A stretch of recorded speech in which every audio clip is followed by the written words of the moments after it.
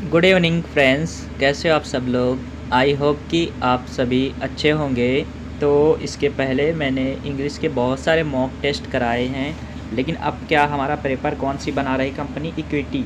ठीक, तो हम क्या कराने वाले हैं, अब इक्विटी बेस्ड मॉक टेस्ट कराएंगे। अभी तक कौन सी कंपनी बनाती थी, TCS, टाटा कंसल्टेंट सर्विस, ये पेपर बनाती थी। अब हमारी ये वेंडर ये चेंज हो गया तो इक्विटी पेपर बना रही। तो हम लोग इक्विटी के हिसाब से क्वेश्चन पेपर सेट किया है। तो देखो, सबसे पहला क्वेश्चन इसमें क्वेश्चन पूछा गया है, 1 से 5 तक हमारे ईरर हैं। सबसे पहला ईरर है द मैनेजर सेड। देखो सेड लिखा है तो उसके बाद डैट लिखा, बिल्कुल सही है। डैट के बाद ये पास्ट टेंस में he would confirm me whether लिखा है, you have received this item, ये सब सही है। ठीक, अब देखो गलती कहाँ कौन से पार्ट में है। देखो कुछ ट्रांजेटिव वर्ब होती हैं और कुछ इनट्रांजेटिव वर्ब होती है।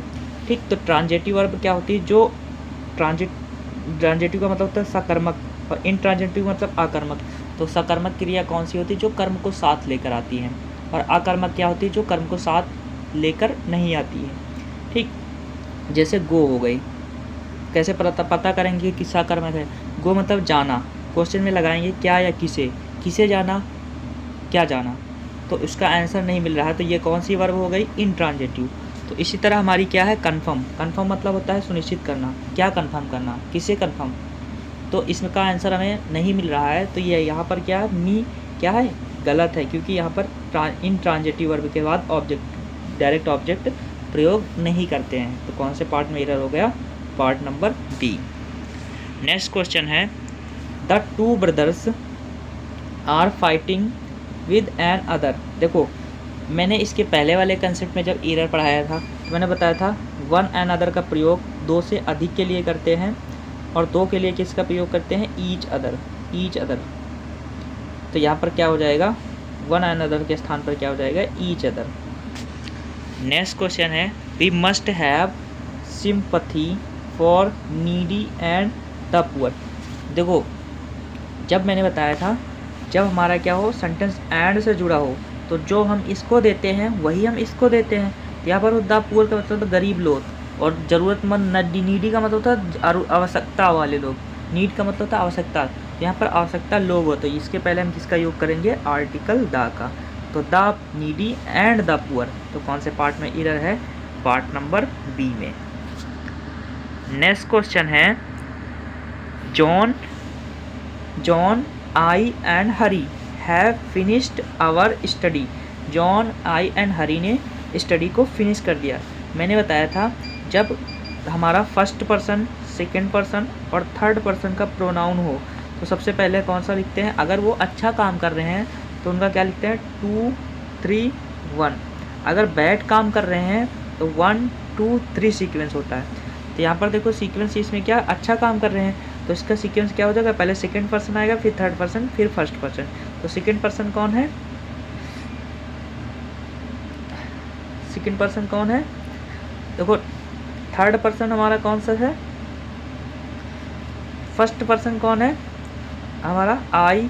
ठीक, आई फर्स्ट पर्सन है, और यहाँ पर हरी क्या है। तो यहाँ पर इसका सीक्वेंस हमारा क्या है, होना चाहिए, सबसे पहले होना चाहिए सेकंड पर्सन, फिर थर्ड पर्सन और फिर फर्स्ट पर्सन होना चाहिए।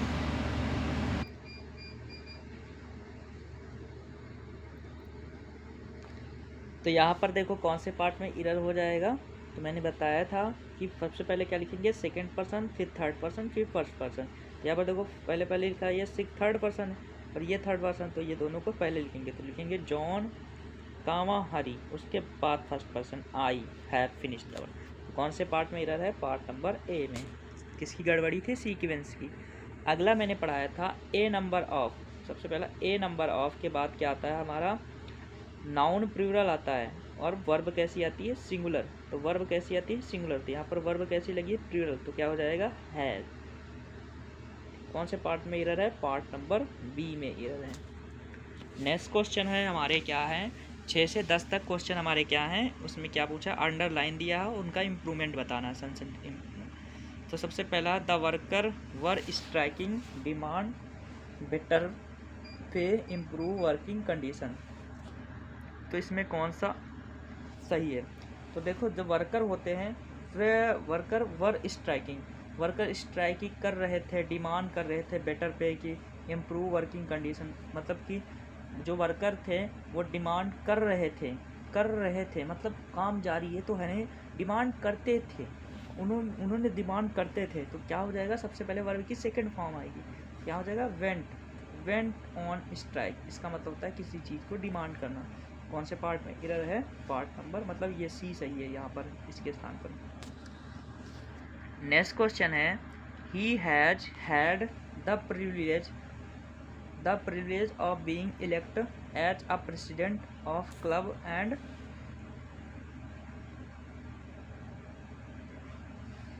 देखो ही हैज हैड, यहाँ पर दो चीज़ एक साथ है, ठीक, ही हैज हैड,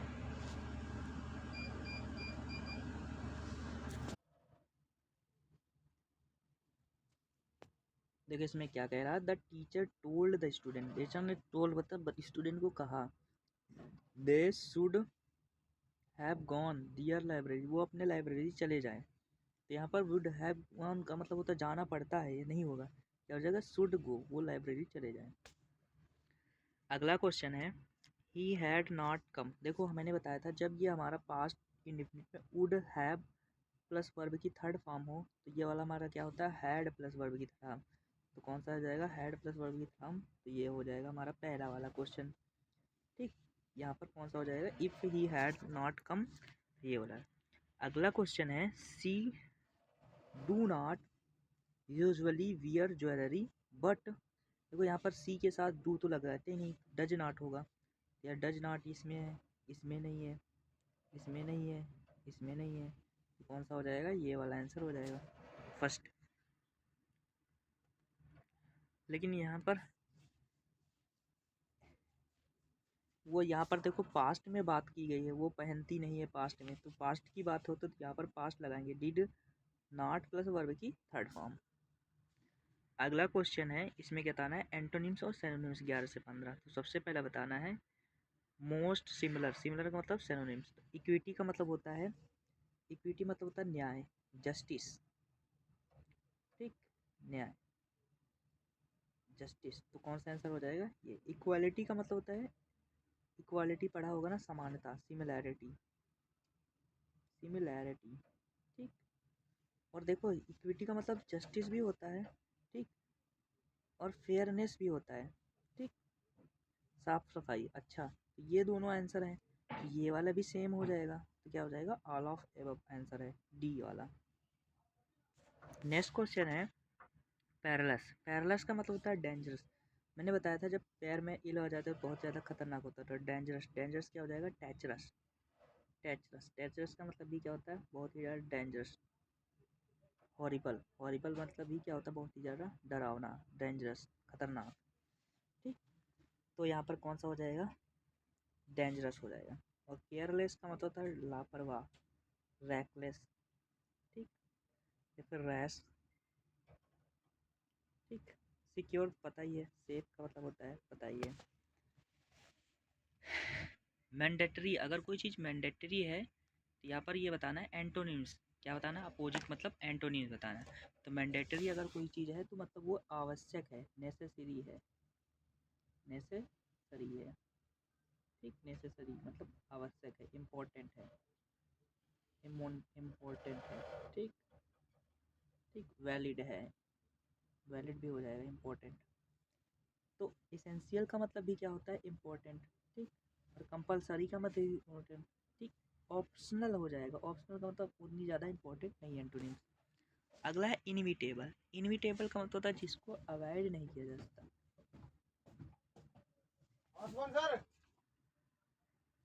तो इनविटेबल का मतलब होता है जिसको अवॉइड नहीं किया जाए, तो ये वाला हो जाएगा हमारा सिनोनिम्स, ठीक। और प्रेडिक्ट का मतलब होता है, प्रेडिक्ट का मतलब भविष्यवाणी करना, प्रेडिक्शन, ठीक, गेस करना, अनुमान लगाना, ठीक।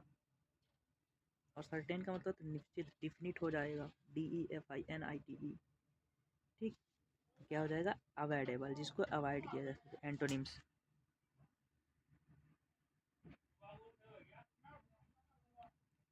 अगर कोई चीज़ प्रोमिनेंट है तो मतलब होता है वो फेमस है, ठीक, क्या हो जाएगा, फेमस, फेमस, फेमस का मतलब अगर फेमस है तो उसका मतलब कीमत है, वर्दी है,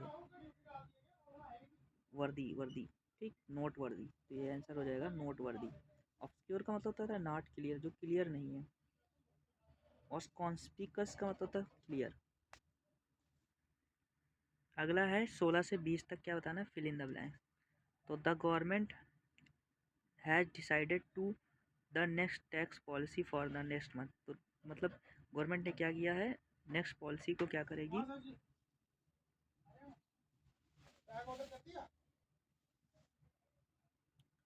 तो नेक्स्ट क्या हो जाएगा, तो गवर्नमेंट हैज डिसाइडेड, गवर्नमेंट ने निर्णय किया है कि न्यू टैक्स पॉलिसी को नेक्स्ट मंथ क्या किया जाए,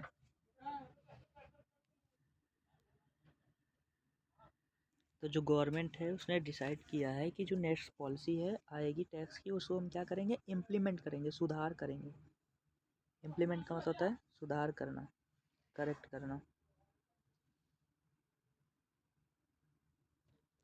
अगला क्वेश्चन है हमारा 17 नंबर, the police are investigating the matter, police ने इन्वेस्टिगेटिंग मैटर को इन्वेस्टिगेट किया, विल सुन अरेस्ट, उसके बाद उसने अरेस्ट किया द पर्सन द क्राइम, तो मतलब अरेस्ट किया जो पर्सन ने किया था, क्राइम किया था का मतलब होता है कमिटेड, हु कमिटेड, जिसने किया था, कमिट किया था। अगला क्वेश्चन है the dash of old building was sad sited in, तो residents who lived in there long time, मतलब जहाँ से वो लंबे समय से रहते थे, वो ओल्ड बिल्डिंग क्या हो गई है, उसका डेमोलेशन, कंस्ट्रक्शन का तो बनना होता है, क्या हो जाएगा, डेमोलेशन हो गया उस बिल्डिंग का। अगला है हिज आर्ग्यूमेंट, उसके बहस वर सो, बहुत ही ज़्यादा क्या थे, कन्वाइंसिंग थे, कन्फ्यूजिंग तो होंगे नहीं, वेग का मतलब होता है नॉट क्लियर, तो अनक्लियर ये नहीं होगा, तो क्या थे, बहुत ही ज़्यादा कन्विंस थे, कन्वाइंसिंग थे। अगला क्वेश्चन है सी डैश इन अ फेंट when he heard the news father death, तो उसने क्या किया, वो मूर्छित हो गई, तो फेंटेड ए फेंट, वो वी ही वेंट इन अ फेंट, तो उसने, वो मूर्छित हो गई, वो क्या हो जाएगा, सी वेंट इन अ फेंट। अगला ईडियम, सबसे पहला ईडियम है टू गिव कोल्ड फीट, तो मैंने बताया था किसी को ठंडा पैर देना तो बहुत ज़्यादा हो जाना, डर जाना, to afraid. Next snake in the grass का मतलब होता है हिडन इनिमिटी, क्या होता है, सीक्रेट इनिमी, डेंजरस पर्सन, तो क्या हो जाएगा, secret enemy. Next question smell rate, मैंने बताया था कुछ में सस्पिशियंस में दिख रहे तो उसको बोलते हैं smell, to detect something wrong, किसी चीज़ को गलत दिखाई देना उसको बोलते हैं smell a rat. Next question है hit the nail on the head, अपने हेड पे नील करेंगे तब क्या हो जाएगा, सही समय में सही काम करें, तो do right thing in the right time, सही समय में सही काम करना। अगला burn in the mid night oil, अब रात में तुम दिन रात क्या करोगे, काम करोगे, to work late into night, रात रात तक काम करने को बोलते हैं burn in the night oil. I hope कि आप लोगों को क्वेश्चन अच्छे लगे होंगे, तो वीडियो में लाइक करना, कमेंट करना, कमेंट ज़रूर करना। आई होप कि आप को ये मॉक टेस्ट अच्छा लगा होगा। जय हिंद।